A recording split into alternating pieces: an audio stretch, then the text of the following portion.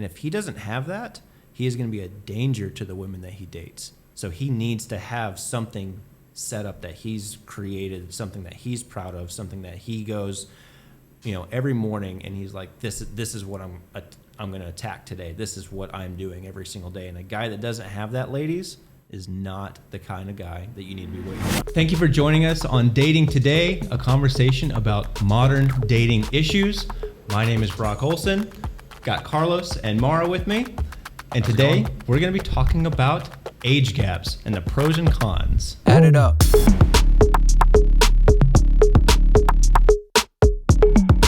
Okay, so when we're talking about age gaps in terms of dating, most people have become accustomed to seeing an older guy with a younger woman, and this kind of dates back like several hundreds of years ago with conventional courting practices and things like that.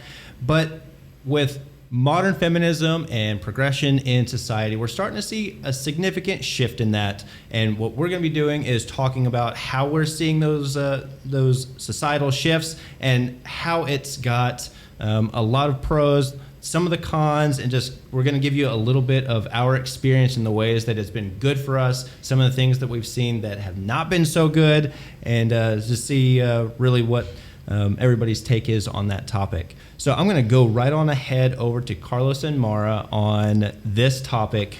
These two have some really, really good insight and experience in age gaps, how it's benefited them, how maybe they've seen the good and the bad of it. Carlos, Maraa, let's start with Carlos. What has your experience been? Yeah, man. Age is an interesting thing because we kind of have this idea that as the older we get, the more mature we're going to be, or the more ready we're going to be to be in a relationship or handle a relationship with another person. But that isn't always true. And I've dated women who are older than me. I've dated women who are younger than me. And again, maturity doesn't always equal age. 100%. And so I think really whatever the age gap is, whatever the age is between you and the other person that you're in a relationship with, it's more about how you guys approach the relationship together, and about how you guys come to the table and deal with your relationship, rather than some stigma of how old the guy is versus how old the girl is. And really, I think it's just about having a conversation regardless of age. Have you dated people who are older, younger? What's your normal thing? I have. I've dated all ages, above and below myself at different periods of time. Okay. What's the youngest? What's the youngest from you? Like, what was the gap? I mean, youngest I've probably dated is like 4 or 5 years younger than me. Okay. I don't love doing that. Okay. I prefer dating up. I prefer dating older men. Okay. My personal dating range goes, up to like 50. Sure. Maybe like, if they're a special person, it might go a little over 50. But for context, like how old are you? What then would that gap be? Yeah. Well, right now I'm 32. Okay. Just figured that out. Looking beautiful. Looking stunning. But yeah, so for me, that's about a 20 to 25 year age gap. Okay. And dating down right now at this age, the youngest I would probably date is about 4 years, like around the 28-year-old range. So let's ask the why on both of those. Why would you only go to 28? Is there something about that age in particular for the guy, or like you don't want that much of a gap for you? No, I personally enjoy having a bigger gap. Okay. I'm a lively person. I think you guys can attest to that. For sure. I'm happy-go-lucky for the most part. And I think dating someone who's a bit more, I hate to say mature, but I do feel like older men are a bit more mature and they're a bit more like refined. It's kind of like finding a really nice aged whiskey. It's really good. It's good to sip on. It's almost always never going to be bad. And, that's kind of, that's my preference. But as far as like dating down, I I do find more people a level of immaturity. And then also I just think a mentality of being ready to date. Sure. And, you know, when you're dating someone that's in their 20s or even right now, you know, in their, you know, 30s or whatever. For sure. You know, I personally find that we'll say in the 20s, they're getting out of college, they're starting their careers. They don't know who they are 100%. I don't know if we all ever really know that. I was going to say, is this for both men and women? It is for both men and women. Okay. I think like you know, we're the today's like pace is now, like you said, there's more modern feminism, and we're kind of working towards we want to prove ourselves in our space in the world, you know, in the workplace, you know, whatever the dynamic is, you know, we want dads to be stay-at-home dads too, you know, not just moms. Okay. And so, you know, for me, it's like dating in that lower age range, in that 20s, even like I said, early 30s, they're not quite established enough in the mentality of that. Sure. They're not ready to have committal relationships. They're not ready to put their first foot forward. And for sure. And it's not on them. I'm not mad at them. I'm not like, this is never going to work. Because one, it's in a blue moon. You might get a person that's like, I've got all my crap together. They've had their crap together since they were 18. Right. You Those people are super rare too. Yeah, they're super rare. Yeah. And, you know, but like I said, primarily you have kids that are coming out of college. Sorry, I called you guys kids. But you have kids that people, they're coming out of college. They are starting their careers. And in that, they may change their career within companies several times before they find the one that they're, you know, going to fast track on. For sure. And so, and a lot of people do not want to, you know, date, be in a serious committed relationship, move forward with marriage and things like that until they feel financially established. Oh, and that's, absolutely. Again, more men than women in that note, but women now are kind of the same way too, you know.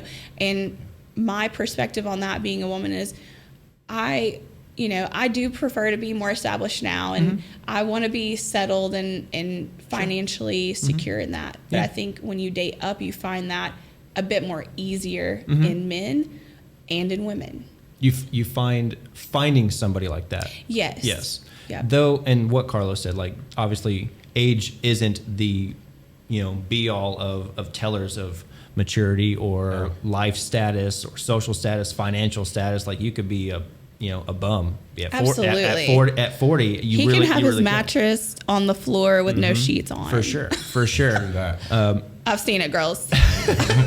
We've seen it too, don't we? Like we know those We're dudes. leaving. Call the Uber. We know some of those people. But you're absolutely right. Typically, the older they are, the more time they've had to get themselves established, and that doesn't necessarily mean established financially. Guys especially need time to really find themselves because the world's difficult for everybody. It's really a hard place. And I'd say in the last decade, it's become super difficult for guys in terms of dating because your demands are almost what they used to be for, like, you know, the people who are 50, where you could have gone out of high school and gotten a job and made, you know, enough to support your family. Now it's hard to do that at 30. So guys typically 30 and older have, you know, a little bit more to offer than, and you know, for the most part, than guys younger than that, because they're still trying to just get everything situated. And it's actually funny you said that, because I've done some content on why guys won't propose. You know, if they've been dating somebody for like 3-4 years, something like that, like, what's the hang up? It's like, well, maybe they're not ready. It's like, but don't they love me? It's like, that has nothing to do with it. Yeah. If the guy doesn't feel that he has got things organized and set up in his life where he can step into the typical masculine provider role, like he doesn't have his things financially set up, he doesn't have the job that he wants, if he's not, you know, just where he wants to be in life to provide for the family, he's not going to take on that responsibility for the most part. A good guy won't. Some people will, and you know that doesn't always work out. But just because a guy's not going to propose doesn't mean it's your fault. It's something he's still working on. So yeah, you know that's kind of a balance. Carlos, but dive a little bit more into some of the experiences you had. Which one? Right? Pick one. But no, I think. What's been better for you? Yeah, like dating younger or older? It's interesting, and me and my sister have talked about this a little bit, because her dad, my stepdad, was like 25 years older than my mom, like more than 25 years. And so it's interesting to hear you talk about that, right? And why a woman would date somebody who's that much older. So for my mom, it was her coming out of like a bad situation, and she was looking for somebody that had a level of like safety and a level of comfort and had security, that level of like financial security. Now, did that necessarily translate 15 years later when like I was a teenager, when my sister was a teenager, and he's like in his 60s? Yeah. And he needs the energy to run around with us and move around and like health issues and just basic being there like takes energy. And so now you have to consider like your family once you start having kids, if you want kids, or once you start like thinking about like caregiving. Like if that person's 80 and you're 40, or you know, that's a drastic, that's 40 years. But even still, like even still, like that gap, you're 55, like Maraa, you're gonna want to be like living your life, but they may not want to. They may just want to be sipping on wine at home. Or they may not be able. And I think that's the big thing for, you know, in my life with my parents was the health thing. Like absolutely. Just couldn't necessarily do it, and so now we have this tug in the family that maybe is an issue that something else doesn't get dealt with easily, something else that you just touched on too is age-wise, not just for someone who has children or may think about having children, but just in general, you know, 10, 15 years down the road, are you going to have the same things in common? And I think that's very important for sure, that, you know, to put at the forefront, because someone who has, you know, if you're like, for me, like dating someone that's 50, well, they've done all the things that I'm doing now at 30. And that's what I look at with people who are in their 20s. They're like, oh, I'm doing this and I'm out doing that. And I'm and I'm like, yeah, I've already done all that. Yeah, did all that. I'm like, not fun for me anymore. Yeah. So I have to put that in perspective when I'm dating to dating up to an age where they may be up to 15, 20 years older than me. You know, are they going to want to do all the fun outings that we do? You know, are they going to want to go to dinners and, you know, grab drinks late at night? Like their bedtime may be, you know, 8 or 9 o'clock, which mine's getting there. But, we're all creeping towards 8:30. It's fine. But, you know, those are things that you have to put into perspective, you know, like, are they going to want to go to the carnival? Are they going to want to go to markets and, you know, stuff like that? Are they physically able? And, you know, just a ground for commonality. It's like, do you find the music taste is completely different. You know, they grew up on one thing, you know, like Etta James, and I'm, you know, we're growing up on Cardi B. That is so funny. I was watching Millionaire Matchmaker. I'm sure everybody here knows. Right. This was probably like 10 years ago I was watching this, and she hooked up this older guy. He was probably like 55, pushing 60, and matched him with a 22-year-old. And it showed them in this sports car of his, and they were driving off. It was mic'd up, and he said, well, what kind of music do you want to listen to? And she goes, Linkin Park. And he's just like, that was his reaction right there. Oh my gosh. So, I mean, I'm a huge advocate for there being a slight age gap for the guy being older, and I can get into that.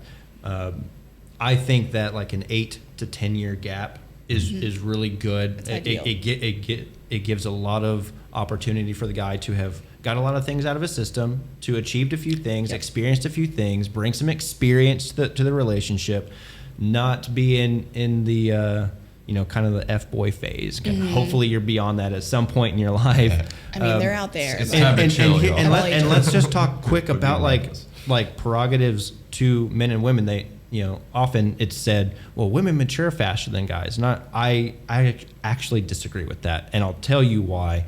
I think that women step into what they want faster than guys. I think it takes guys a little bit longer to figure that part out, but maturity-wise, I think it's completely the same. It takes guys probably an extra 8 to 10 years to get to where they can do or provide what typically a 22 to 24-year-old girl is looking to do, which is start dating with intent, get locked down, maybe start having kids. And guys under 30, I don't even think you're fit for that type of level of relationship.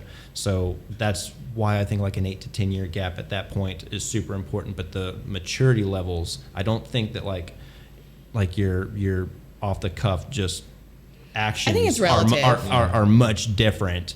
For the most part, it's just about what your prerogative is in life, and I think women get to a certain prerogative faster than the guys.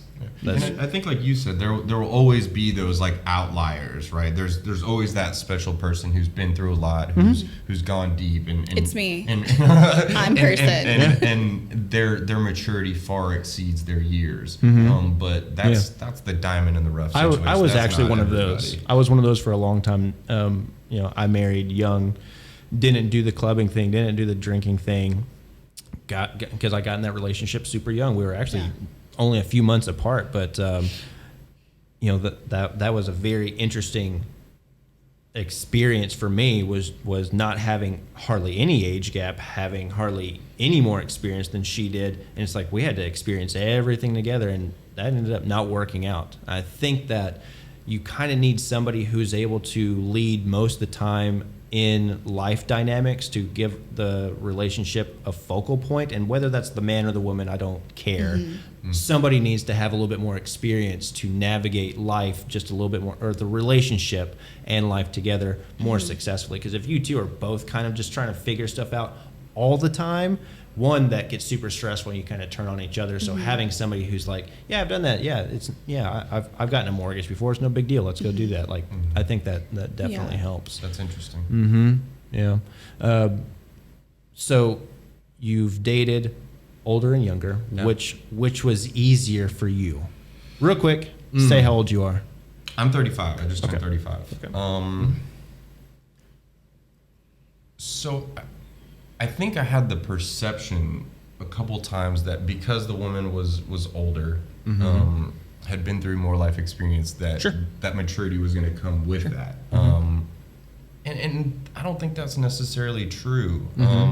And so I was almost going to ask you, like, do you think maturity comes through life situations and having gone through stuff, or is it more like a willingness to deal with that stuff, like whatever it is? And I think, like, the more I think about it, like, that's my definition of maturity. Like, being able and willing to deal with whatever's on the table. Well, and if you let's can't dive do that, then let's dive deep into that. It doesn't matter how you old could you get are. two people experience the same thing and come out with completely different interpretations. Maybe somebody experienced something traumatic, this person did too, and this person over here, like, allows that to change them for the worst. This person allows it to, like, hey, I'm going to heal from this. I'm not going to pass this on to somebody else. I'm not going to be triggered in the future. I'm not going to be combative.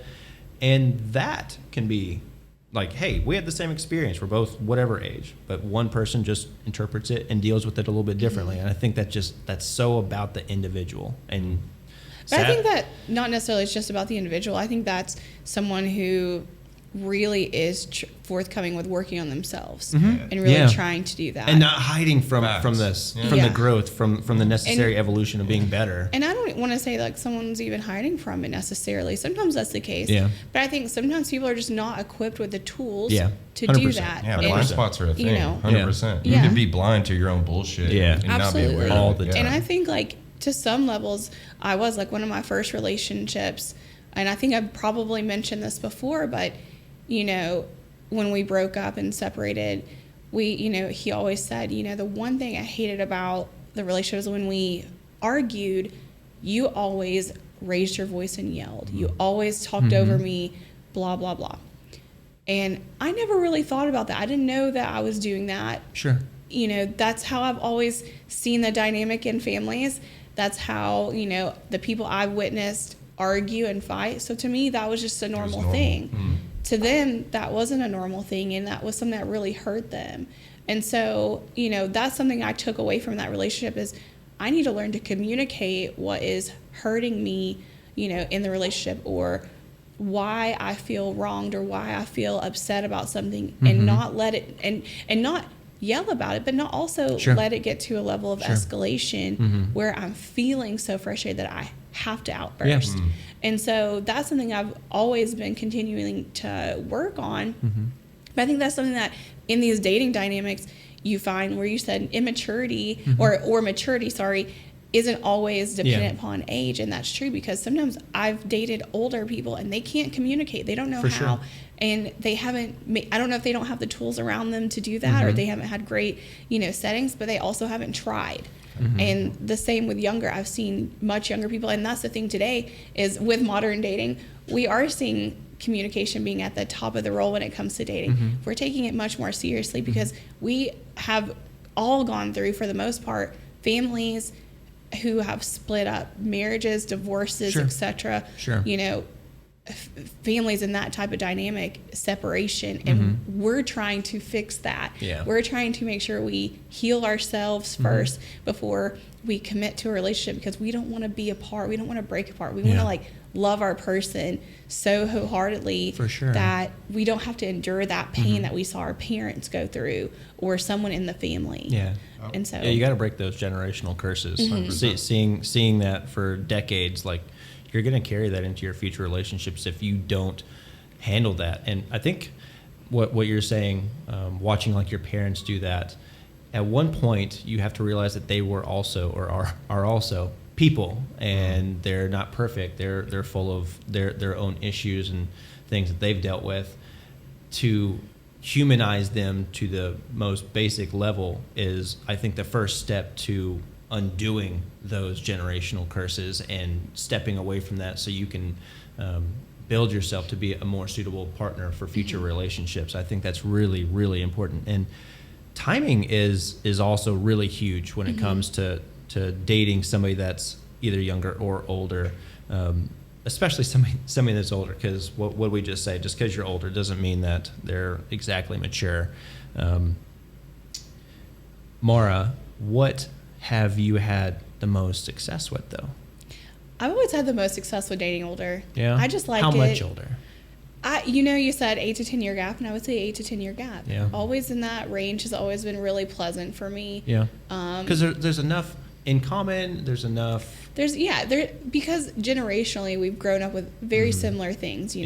Going 10 years back, that might have been stuff that they really grew up into, but you heard it. You were a part of it to some degree. Yeah. And moving forward like that, but it's always been good. I think what I find someone dating much older, or not much older, but 8 to 10 years older, is that if they were in my age right now, they have learned, in which I'm learning, how to take care of somebody and how to make them feel loved and how to make them feel important. And I specifically one instance, this guy that I dated, it was just, I laughed uncontrollably the whole time, and I thought, this guy's really, really funny, and I really like him. That was just so key. He just was himself. He didn't care what anyone else thought. He just didn't give a hoot. And that comes with some age and experience. Exactly. That I don't give a shit what anyone thinks. That's so attractive. Yeah, you've let a lot of stuff go, and then the level of care for someone. So he'd always be like, "Hey, are you good?" You checking it, and not one of those every 10 minutes, "Hey, are you good?" It was "Hey, is everything good? You chill? You need a drink? You hungry?" Sure. And if I was hungry, I'd be like, "Cool, I'll whip you something up." And it was you stay right there, hang out, watch TV, or whatever you're doing. If we're at friends group, he's like, "Oh, you're cool, I'll go grab." He would just go do it. He'd just grab a drink, bring it back. He would be in his circle talking, I'd be in my circle. He'd pop over, "You still going on your drink?" Cool. If not, he'd get me another. And it's just those types of dynamics where they understand. Sure. There's a level of care that they're taking to their person that I think exceeds a younger dynamic, that when we're younger we don't really think about that because we can barely take care of ourselves. Right. Well, so let me ask a question there, because I think it ties into something you were talking about earlier. Yeah. Do you think that over time, in general, right? We don't ever want to be all men are this way and all women are this way. Right. But Sure. in general, the male focus has been provide and have a good job and have some status, right? Where a woman's focus is more relational, so that that awareness, right? What we call maturity, Right. that awareness of another person in a relationship, how to care for them, how to communicate, that comes more natural and earlier for you guys. Yeah. So where now maybe women are starting to integrate the the career and being independent a little earlier, they still don't lack that awareness of other people. Where I think as men, maybe we take a little bit longer to develop that because our focus is just somewhere else, and then we kind of have that oh shit moment of like, oh, I can involve other people in my life, and that might be a thing that like. So I got a degree in psychology. So like looking at the stages of development, like. Your brain as a human isn't really fully developed until 27, 28. And so as a guy, like we haven't even gotten out of that like it's not even entered our peripheral. We haven't even like the selfishness maybe hasn't moved all the way out. And I'm not saying there isn't exceptions. Sure. You know, obviously a lot of people get married before they're 25, 28, but it's just it's an interesting dynamic and to think about it that way. It's maybe not a maturity thing. It's just a focus thing and an awareness thing, like you were talking it's about. like you said, not necessarily selfishness, but it's just a willingness to put others first. Sure. Yeah, awareness. And that you become more aware. You become more intuitive to people, and especially to those that you're dating. Yeah. And there's no ignoring the biological aspect to dating and there being an age gap and say dating an older guy and the younger woman. I mean, that works out extremely well for the most part. Like I said, most women are wanting to settle down in their 20s. Guys are trying to figure themselves out because that's a heavy burden but just a heavy set of responsibilities that they're signing up for if they're gonna settle down with somebody. And I also think men have a really long prime. We do. So we absolutely. And I would say we don't even hit prime until 30. That's what I would say. And I'm when I say prime, I mean mental and physical. Sure, in your 20s you're a stud, but you're an idiot. You just are. You just are. So once you're 30, that's kind of when I think you become relationship material. If we're being completely honest. Again, it's like wine or whiskey. Yes. Probably more like wine, but the older specifically men get, the more you become more refined. Yeah, more like seasoned. Everything's more well-rounded. The sex is better. You know, the security is better. You know, everything to me is just better. But you just mentioned, you know, dating and biological and biological clock.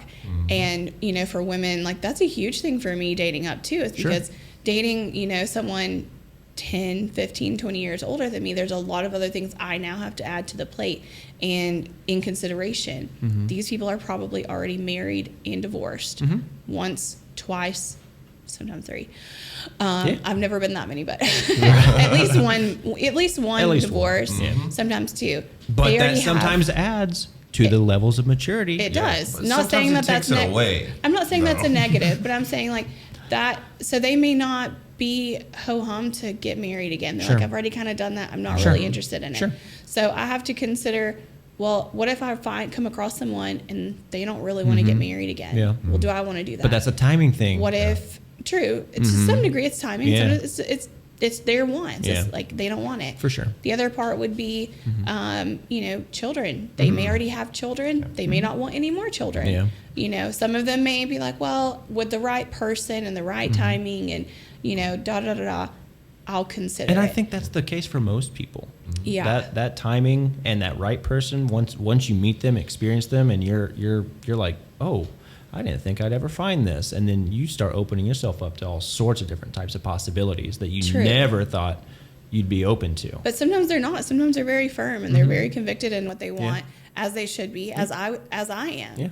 And so I think that, you know, those are other things that you have to put out in perspective when dating much older than you, that there are things as a 30-year-old woman that I want that they may already have and have had and don't want anymore.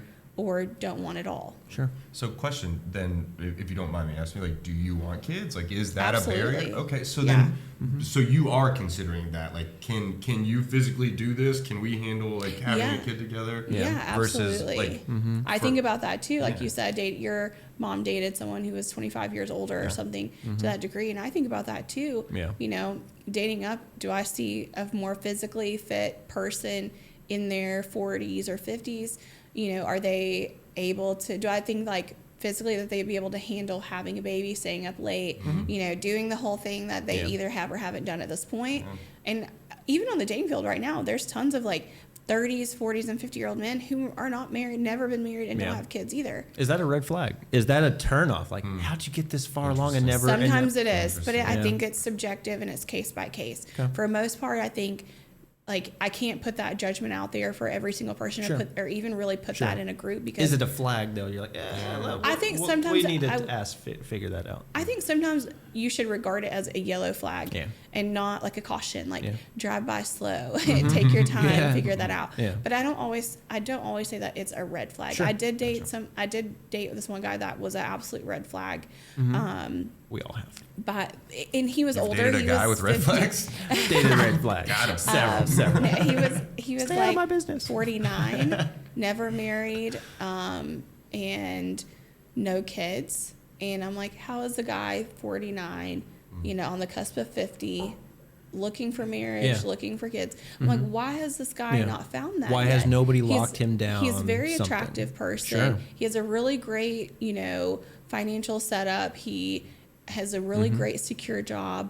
What's happening? To me that's, I'm like, that's a red flag, because I'm like, that doesn't make sense. But if I could see someone that's like, well, maybe my career changed in the last couple of years and I'm still trying to figure that out 100%.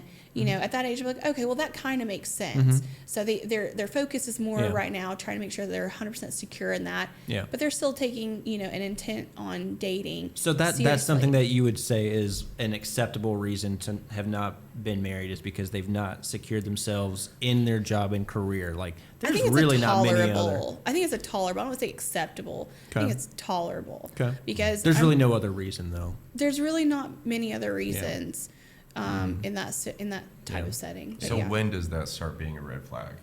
When does what age? Yeah, what age? I mean, honestly, I think 35 and up, personally. Sure. Like, and no slight to you, you're dating. You're actively dating. Sure, what's your story? So, yeah, We can talk about it if you like. But I think, like, it's a little bit much for today. When I'm dating, even like a lot of times, even if I date down, if I were to date down, or even dating up, if the guy's not 100% like secure in things, well, I know that I am. And so I would look at the guy in my perspective and say, well, I need you to have faith in me and put a little, faith in that if we decide to move forward, that we can do that. And it doesn't necessarily have to be on you. Sure. It's a team effort. And I think if more men would start looking at things like that as a team effort, and I think if women are not looking to be saved, which I'm hoping no one is, no one should go into a relationship like that. But many do though. Many do. Yes. Men and women. Yeah. But I Some think men look for if that. you're in a situation where you don't necessarily need to be saved, but maybe you're like struggling a little financially, maybe you've got a career switch or change or whatever, or whatever. I think like those are opportunities where you lean into your partner a little bit more and say, hey, this is where I'm at in life. This is what I want. We're so close to this. Let's plan. Now we're in the planning stage. It's like, let's sit down and create our life plan here. If this is someone that you see for your future. But I also will say, if someone is firm in what they do or do not want, and it does not line up with your vision or your goals of your life, you have to end it. You have to stop. You have to say, sorry, this isn't for me. So yeah, for sure. Yeah, we talk about frame a lot, and we get to decide what is in our frame and what we want that frame to look like. In the standards future. are huge. And so, if you're communicating that and being upfront with where you are, what your standards are, what you want your picture to look like. If the other person isn't willing to meet you 50-50 there, and like you said, be at the table playing, let's move forward. Sure. Yeah. And if you're not here for that, then it's cool. But and 50-50 could mean 60-40. Yeah, it could mean I'm supporting us for a little bit longer, than you may be comfortable with, but in the long run, you're going to come up from this and have, be able to be a bit more provided. Yeah, that journey, like, hey, this is the trajectory, this is the plan. Okay, I can get on that, and that's agreed, and then you guys make that happen. But I think that's a conversation and probably another topic for another day. But based on your, topic that you've discussed as well, like why men wait, and it's not a you thing, it's a them thing. I think those are things that we need to talk about more and bring more, awareness to men that you don't have to have it all together, because we sure as heck don't always have it all together. But but men, I can't actually say I completely agree. I think men do need to have their shit together. I think for the most part, at least moving in that direction, not just some fly by night, grabbing a job, working 2 weeks, getting let go, quitting. Like, to be suitable for a long-term relationship, I think men in particular need to have a purpose. Well, that's okay. They have a purpose, as do I. And this is where I'm going to disagree with you is, people say men need to have, men in general, they're like, I want to have a job where I'm making, 70 to 100K a year. Sure. I want to have a house. I want to have a car. I want to have all these things. Obviously you should have a house, obviously you should have a car, and you should have a job. But the amounts in which you're making, I want to have this in savings before I do this. Well, here's the thing. Why are you living like that? Yeah, that's all external bullshit. It's all external. Yeah. And at the same time, you're holding yourself back for a relationship because, in my opinion, if I heard that from a woman, I would tell her, you need to leave.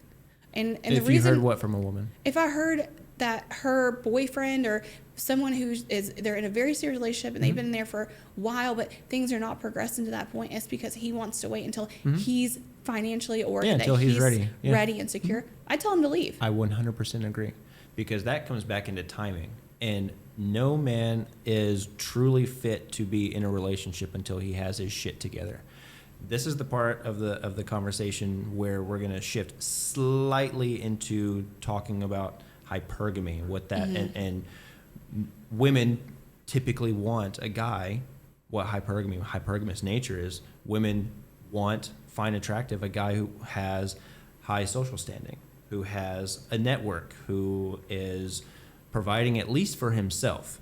And if a guy doesn't have those things, like he won't even feel good about himself, and he will seek that type of purpose and fulfillment in the wrong places. He will go and he will date women for that ego stroke when really he needs to be focusing on his purpose and the things that give him fulfillment in life.